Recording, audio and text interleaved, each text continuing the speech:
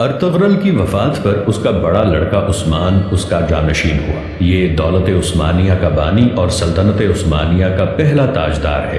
Ertugrul نے اپنے زور قوت اور دولت سلجوقیہ کے تفرق و انتشار کے باوجود کبھی خود مختاری کا دعویٰ نہیں کیا، اور گو سلجوقی امراء نے سلطنت کی کمزوری سے فائدہ اٹھا کر متعدد خودسر حکومتیں قائم کر لی تھیں، لیکن وہ خود آخر دم تک سلطان قونیہ کا وفادار اور جاگیردار ہی رہا۔ عثمان نے بھی یہی روش اختیار کی اور اپنی فتوحات سے سلطان کی شان و شوکت کو ایک حد تک محفوظ رکھا۔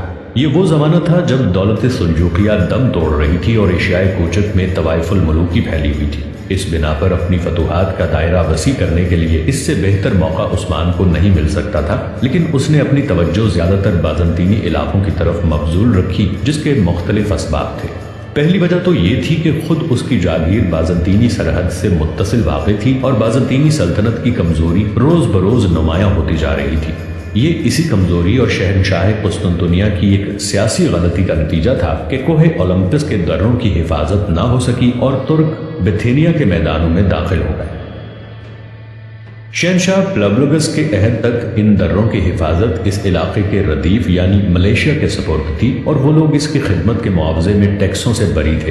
لیکن اس کے بعد شہنشاہ نے اس رعایت کو منسوخ کر دیا اور دروں کی حفاظت اپنے ذمے لے لی۔ اس کے علاوہ خراج کی رقم سختی سے وصول کرنی شروع کر دی۔ نتیجہ یہ ہوا کہ دروں کی حفاظت میں غفلت ہونے لگی اور وہ جفاکش پہاڑی لوگ محض کسان ہو کے رہ گئے، جن میں نہ کوئی جوش باقی رہا اور نہ فوجی نظم و تعدیل۔ بازنطینی سلطنت، جو کسی زمانے میں دنیا کی عظیم ترین سلطنتوں میں شمار کی جاتی تھی، فرقہ وارانہ جنگوں اور انتہائی بد نظمیوں میں مبتلا تھی، جس کے باعث اس میں کسی طاقتور حریف کے مقابلے کی قوت باقی نہیں رہی تھی۔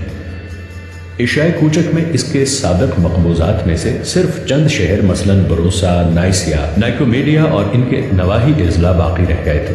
یہ اضلاع شمال مغرب میں واقع تھے، نیز باسفورس اور بحر مارمورا کے ساحلی خطے ابھی تک قسطنطنیہ کے زیر حکومت تھے۔ اناطولیہ کے بقیہ کے تمام علاقے جو پہلے بازنطینی سلطنت میں داخل تھے، اس کے ہاتھوں سے نکل چکے تھے۔ عثمان کے لیے بازنطینی علاقوں کی طرف متوجہ ہونے کی دوسری وجہ اسلام کی تبلیغ تھی۔ تیسری وجہ بازنطینیوں سے برسر پیکار ہونے کی یہ تھی کہ عثمان کے لیے دوسری جانب قدم بڑھانے کی گنجائش نہیں تھی۔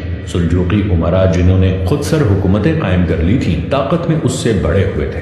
لیکن ان ترغیبات کی بنا پر یہ نتیجہ نکالنا صحیح نہیں ہوگا کہ عثمان نے با اقتدار ہونے کے ساتھ ہی حملے شروع کر دیے۔ اس کی لڑائیاں ابتداً مدافعانہ تھیں۔ بازنطینی قلعے دار دولت سلجوقیہ کے سرحدی علاقوں پر وقتاً فوقتاً حملہ آور ہوتے رہتے تھے۔ سلطان قونیہ کے ایک نائب کی حیثیت سے عثمان کو ان حملہ آوروں سے مقابلے کے لیے آگے بڑھنا پڑا۔ پہلے ہی سال قراجہ حصار کا مارکا پیش آیا۔ عثمان نے اس قلعے کو فتح کر کے بازنطینیوں کو آئندہ کے لیے متنبع کر دیا۔ سلطان علاء الدین نے قراجہ حصار اور اس کے گرد و پیش کی تمام اراضی جو عثمان نے بزور شمشیر حاصل کی تھی، اسے جاگیر میں دے دی۔ اس کے علاوہ بک کے خطاب سے سرفراز کر کے اسے اپنا سکہ جاری کرنے اور اپنا نام جمعے کے خطبے میں شامل کرنے کی بھی اجازت دے دی۔ اس طرح لقب کے علاوہ بادشاہی کے تمام امتیازات عثمان کو حاصل ہو گئے۔ سن 1300 عیسوی میں تاتاریوں نے ایشیائے کوچک پر حملہ کیا اور اسی جنگ میں سلطان علاء الدین مارا گیا۔ بعض روایتوں میں ہے کہ اس کا قاتل خود اس کا لڑکا غیاث الدین تھا، جس نے تخت سلطنت کی خاطر ایسا کیا۔ بہرحال تاتاریوں نے غیاث الدین کو بھی قتل کر دیا اور ایشیائے کوچک میں دولت سلجوقیہ کا خاتمہ ہو گیا۔ اب عثمان بالکل آزاد اور خود مختار تھا، اور آئندہ اس نے تمام فتوحات ایک خود مختار فرمانروا کی حیثیت سے حاصل کی۔ سلجوقی امراء میں عثمان کا سب سے بڑا حریف امیر کرمانیہ تھا۔ چنانچہ ایشیائے کوچک کے ترکوں کی سرداری اور پورے ملک کی حکومت کے لیے فریقین کے درمیان عثمان کی زندگی ہی میں جنگ کا ایک طویل سلسلہ شروع ہو گیا تھا۔ یہ سلسلہ اس کے متعدد جانشینوں کے عہد تک جاری رہا۔ خود عثمان نے بھی امیر کرمانیہ کو کئی بار نیچا دکھایا، لیکن سلطنت بازنطینی کے زرخیز مقبوضات زیادہ تر اس کی توجہ کا مرکز تھے، اور اس کی زندگی کے آخری 26 سال کے کارناموں میں بازنطینی شہروں اور قلعوں کی فتوحات نمایاں ہیں۔ تاہم عثمان کا مقصد زندگی صرف فتوحات کا حاصل کرنا اور گرد و پیش کی ریاستوں کو اپنا مطیع بنانا نہیں تھا۔ سن 1291 عیسوی سے 1298 عیسوی تک اس نے اپنی توجہ تمام تر حکومت کے انتظام و استحکام کی جانب مبذول رکھی۔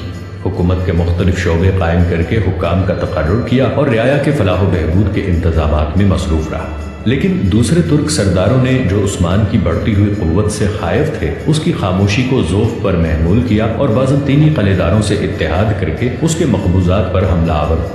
اس طرح جنگ کا جو سلسلہ 1298 عیسوی میں چھڑا وہ ابتداً عثمان کی طرف سے بالکل مدافعانہ تھا، لیکن ان حملہ آوروں کو بہت جلد اپنی غلطی کا احساس ہو گیا۔ عثمان نے ان سب کو شکست دی، نواح کے چھوٹے چھوٹے سرداروں کو مطیع کیا، بازنطینی قلعے یکے بعد دیگرے فتح کیے اور بالآخر یعنی شہر پر قبضہ کر کے اسے اپنی مملکت کا پایہ تخت بنایا۔ سن 1301 میں عثمان کو نائکومیڈیا سے متصل قیون حصار کے مقام پر پہلی بار شہنشاہ قسطنطنیہ کی باقاعدہ افواج سے مقابلہ پیش آیا، جس میں اسے شاندار کامیابی حاصل ہوئی اور 6 سال کے اندر اس کی فتوحات کا دائرہ بحر اسود کے ساحل تک پہنچ گیا۔ بازنطینی قلعے پے در پے مسخر ہوتے گئے اور بروسا، نائسیا اور نائکومیڈیا کے گرد فوجی چوکیوں کا ایک مضبوط حصار قائم ہو گیا۔ اس خطرے کو دور کرنے کی غرض سے بازنطینیوں نے تاتاریوں کو عثمانی مقبوضات پر حملہ کرنے کے لیے آمادہ کیا۔ عثمان نے اپنے لڑکے اور خان کو حملہ آوروں کے مقابلے میں بھیجا۔ تاتاریوں کو سخت شکست ہوئی اور بازنطینیوں کی امید کی یہ آخری کڑی بھی ٹوٹ گئی۔ سن 1317 میں عثمان نے بروسا کا محاصرہ کیا، جو ایشیائی کوچک میں سلطنت بازنطینی کا ایک نہایت اہم شہر تھا۔ محاصرہ تقریباً 10 سال تک جاری رہا۔ بالآخر 1367 عیسوی میں عاجز آ کر میسورین نے ہتھیار ڈال دیے اور شہر کو خالی کر دیا اور ترکی فوج اور خان کی سرکردگی میں فاتحانہ طور پر بروسا میں داخل ہوئی۔ عثمان اس وقت سغوت میں بستر مرگ پر تھا، لیکن وفات سے قبل اور خان یہ خوشخبری لے کر اس کے پاس پہنچ گیا۔ عثمان نے اور خان کی ہمت اور شجاعت کی داد دے کر اسے اپنا جانشین مقرر کیا اور بلا تفریق تمام رعایا کے ساتھ یکساں عدل و انصاف اور بھلائی کرنے کی وصیت کی۔ پھر یہ ہدایت کی کہ اسے بروسا میں دفن کیا جائے اور اس شہر کو عثمانی مملکت کا پایہ تخت بنایا جائے۔ چنانچہ اس وصیت کے مطابق اسے بروسا میں دفن کیا گیا اور اس کی قبر پر ایک عالیشان مقبرہ تعمیر کیا گیا۔ عثمان دولت عثمانیہ کا پہلا تاجدار ہے، اس بنا پر عموماً اس کے نام کے ساتھ سلطان کا لقب بھی شامل کر دیتے ہیں، لیکن خود اس نے اور اس کے بعد اور خان اور مراد اول نے صرف امیر ہی کا لقب اختیار کیا۔ ارطغرل کی وفات پر اس کے مقبوضات کا دائرہ سغوت، اس کے شہر اور چند موضعات پر ختم ہو جاتا تھا۔ عثمان نے اپنی 38 سال کی حکومت میں اس دائرے کو جنوب میں کوتاہیہ اور شمال میں بحر مارمورا اور بحر اسود کے ساحلوں تک وسیع کر دیا۔ اس کی قلم رو کا طول تقریباً 120 میل اور عرض تقریباً 60 میل تھا۔ آبادی صرف ترکوں پر مشتمل نہیں تھی، بلکہ بیشتر علاقے چونکہ سلطنت بازنطینی کے ایشیائی مقبوضات سے حاصل کردہ تھے، اس لیے آبادی میں ایک بڑی تعداد یونانی اور سلافی باشندوں کی بھی تھی، جو بخوشی مسلمان ہو کر ترکوں میں شامل ہو گئے تھے۔ ایورسلے لکھتا ہے کہ یہ عیسائی کسی جبر سے اسلام نہیں لائے، کیونکہ تاریخ میں نہ تو قیدیوں کے قتل عام کا کوئی ذکر ہے اور نہ بحیثیت غلام انہیں فروخت کرنے کا، بلکہ ان کے اسلام لانے کی وجہ یہ ہوئی کہ قسطنطنیہ کے یونانیوں نے جو فطری طور پر ان کے محافظ تھے انہیں چھوڑ دیا تھا۔ اسلام میں داخل ہونے کے بعد فاتح اور مفتوح کے درمیان شادی بیاہ کے تعلقات بھی قائم ہو گئے اور دونوں کے میل سے ایک نئی نسل تیار ہونے لگی، جو دوسری ترکی ریاستوں کے باشندوں سے بہت کچھ مختلف اور اپنے آپ کو عثمانی کہتی تھی۔ اس موقع پر خود عثمان اور اس کے قبیلے کے اسلام لانے کا مسئلہ بھی سامنے آتا ہے۔ اب سے 20-22 سال قبل تک یہ امر عموماً مورخین کے نزدیک مسلم تھا کہ ارطغرل اور اس کے ساتھی ایشیائی کوچک میں داخل ہونے سے پہلے ہی مسلمان تھے، لیکن 1916 میں مسٹر ہربرٹ گینس نے اپنی مستند تالیف اساس سلطنت عثمانیہ کو شائع کر کے یہ تازہ تحقیق پیش کی کہ سغوت میں بود و باش اختیار کرنے کے وقت عثمان اور اس کے قبیلے کے لوگ بت پرست تھے۔ مسٹر گینس کے دلائل کچھ یوں ہیں۔ وہ کہتا ہے کہ 13ویں صدی عیسوی کے ابتدا میں خراسان اور ماورا نہر کے دوسرے علاقوں کی جو قومیں ایشیائی کوچک کی سرحدوں پر نمودار ہوئیں، ان کے اسلام لانے کا کوئی صریحی ذکر کسی تاریخ میں نہیں ملتا۔ ان سے پہلے کہ ترک حملہ آور جب اس ملک میں داخل ہوئے تو وہ کئی پشتوں سے عربی اسلام کے زیر اثر رہتے آئے تھے۔ چنانچہ آل سلجوق بھی مسلمان ہی تھے، لیکن بعد کے آنے والے ترک جن میں عثمان پیدا ہوا کچھ بہت زیادہ اسلام کے زیر اثر نہیں رہے۔ خود عثمانیوں کے مورخ نشری کے بیان سے بھی صاف اشارہ ملتا ہے کہ عثمان کا مورث اعلیٰ سلیمان شاہ اور اس کے ساتھی جو اپنے وطن سے نکل کھڑے ہوئے تھے اور 50,000 گھرانوں پر مشتمل تھے، غیر مسلم تھے۔ وہ کہتا ہے کہ ان میں سے کچھ شامی ترکمانوں کے آباء و اجداد تھے اور بقیہ ان تمام خانہ بدوش قوموں کے جو روم میں ادھر ادھر پھرا کرتی تھی اور خود نشری کے زمانے میں بھی موجود تھی۔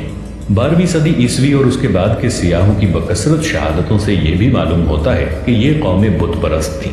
ان مختلف ترکی قبیلوں نے جو اسی زمانے میں ایشیائی کوچک میں داخل ہوئے، جب عثمان کا قبیلہ وہاں آیا، ملک کے مغربی حصے میں پہنچ کر اپنے آپ کو ایک اسلامی ماحول میں پایا۔